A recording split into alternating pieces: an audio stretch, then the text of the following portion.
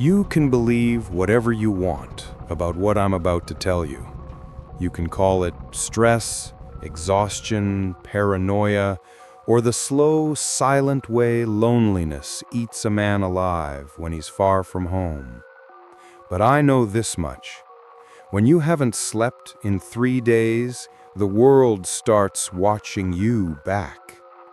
And sometimes the thing watching you isn't a ghost or a demon.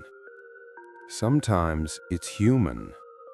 Sometimes it's very, very real. My company sent me to Europe on 2 weeks' notice. Urgent project alignment, they said.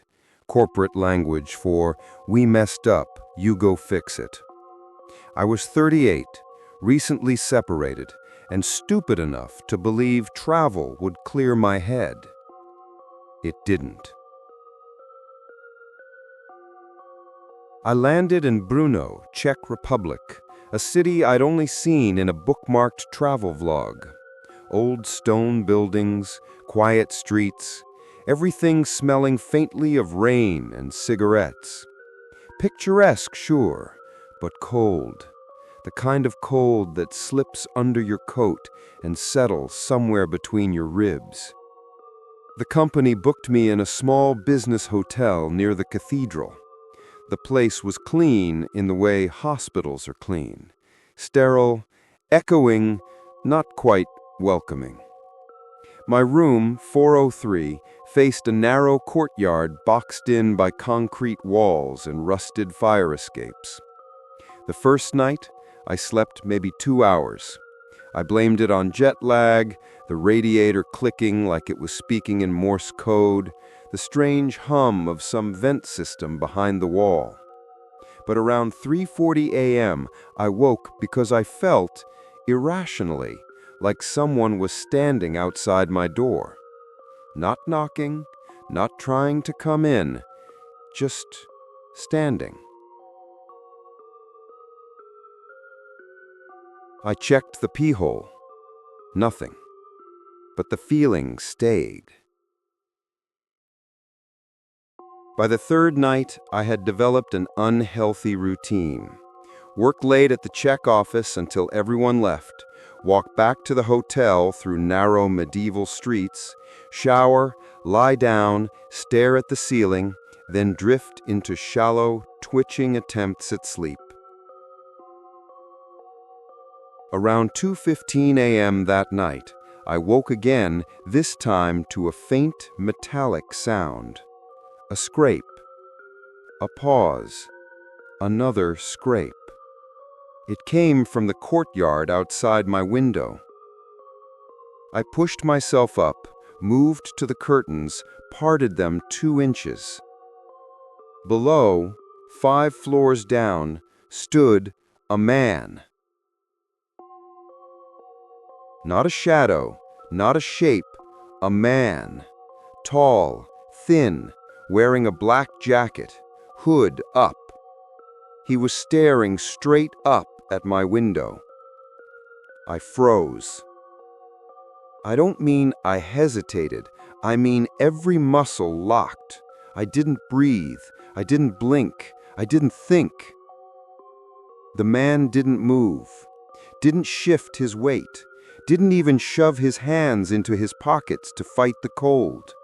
He just kept staring. After maybe 10 seconds, or maybe 2 minutes, it's hard to judge time when your heartbeat is in your teeth. He walked backward, slowly, until the courtyard swallowed him. No turning, no breaking eye contact, just retreating. I didn't sleep the rest of the night. I told myself it was a guest from the hotel having a smoke. But guests don't stand perfectly still. Guests don't stare at windows. Guests don't walk backward into darkness like mannequins on strings. The next day at the office, I looked like I'd been dug up from the river. My colleague Petra asked if I was sick. I wanted to tell her everything, But what would I say? Some guy watched me sleep last night through a window 5 floors up? I blamed insomnia instead. "You should go out," she said. "Have a beer, see the old town. It helps with jet lag." I lied and said I would. I went straight back to the hotel. That night, I shoved a chair under the doorknob, not because it could stop anyone, but because it felt like doing something. Around 1:30 a.m., the scrape came again. Metal on concrete. I sat up so fast I made myself dizzy. Should I ignore it? Should I look? Some instinct, old, primal, told me that looking was inviting something. But curiosity is stronger than fear. I went to the curtains, pulled them open just enough. He was back. Same position, same angle of his head, same stillness. But now something else caught my eye. There was another figure in the courtyard, behind him, against the far wall, half hidden in shadow. Shorter, stockier, wearing what looked like a heavy work coat. Also staring up, not at me, at him. The tall one didn't seem to notice. My mouth drew dry. 2 strangers standing silently in a courtyard at 1:30 a.m., facing each other but not interacting. It didn't make sense. Nothing about it made sense. Then the tall one raised his arm, slowly, deliberately. I dropped the curtain, backed away, heartbeat thundering so loud I thought it might echo through the walls. No footsteps followed, no knocking, no sound at all. Just the heavy silence of a city that didn't know or care that something was happening in one of its forgotten courtyards. On the 6th day, something changed. I came back from work to find my hotel room door slightly ajar. Not open, just not latched. My key card still worked, nothing was missing, nothing was out of place, not even my suitcase zipper had moved. Just the door. The woman at the reception insisted housekeeping hadn't gone in. "Maybe I left it open," she suggested. I knew I hadn't. That night, I didn't sleep at all. Finally, out of desperation, I propped my phone against a glass on the windowsill and set it to record video, just so I could convince myself I was imagining everything. At 2:03 a.m., the scraping began. I stayed in bed, refusing to look. But in the morning, when I checked the video, my stomach turned to ice. The recording showed the courtyard, empty at first. Then, from the left edge of the frame, the tall man stepped into view. He didn't look up at my window. He looked straight into the camera, right into the lens, like he knew, like he'd been waiting. And then, I swear to God, he smiled. Not a big smile, not a cartoon villain grin, just a slow pulling of one corner of his mouth. He lifted a hand and held out a key card. Not mine, the hotel's. He let it drop to the ground and walked away. My hands shook so hard I nearly cracked the phone. I shoved downstairs to the front desk. I asked them to check the logs on my door. They did. They paled. At 2:01 a.m., 2 minutes before the scrape, someone had opened my door using a staff key card. Not entered, just unlocked. The system showed no record of that key card ever existing. By the 10th day, I was raw, jumping at sounds, staring at strangers, barely holding myself together. That night, my last night, I didn't sleep at all. I waited for the sound, for the scrape, for the man, but nothing came. At dawn, I packed my bags, checked out, and headed to the airport. I thought it was over. It wasn't. Not even close. At security, I put my bag through the scanner. A guard waved me over. "Sir, can you explain this?" He held up a knife. A folding knife, metal, sharp, worn. I'd never seen it in my life. "It was in your side pocket," he said. "It wasn't," I insisted. "I didn't put that there." He raised a skeptical eyebrow. "Then how did it get in your luggage?" I opened my mouth and then froze.